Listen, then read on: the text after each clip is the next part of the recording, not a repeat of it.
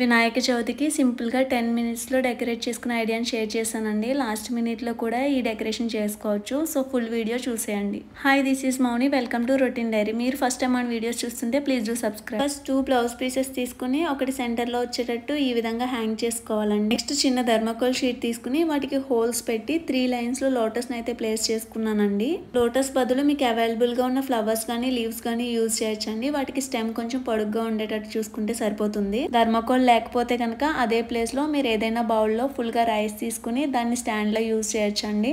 Next పీఠం పెట్టుకుని 4 sides కూడా ఫ్లవర్స్ తో డెకరేట్ చేసుకుని మధ్యలో వినాయకుడిని ప్లేస్ చేసుకోవాలండి. ప్రెసెంట్ ఈ సిల్వర్ గణపతి అని పెట్టాను. ఆ రోజు మాత్రం మనం మట్టి గణపతినే యూజ్ చేస్తాం కదండి. సో విగ్రహం చుట్టూ ఈ విధంగా పువ్వులతో డెకరేట్ చేసుకుంటే చాలా సింపుల్ గా 10 మినిట్స్ లో మన డెకరేషన్ అయితే రెడీ అయిపోతుంది. ఇంకొంచెం హెవీగా కావాలి అంటే వాల్ కి ఉన్న క్లాత్ కి తమలపాకు ఫ్లవర్స్ తో డెకరేట్ చేసుకోవచ్చండి. నేనైతే జస్ట్ లోటస్ ని ఈ విధంగా ప్లేస్ చేశాను.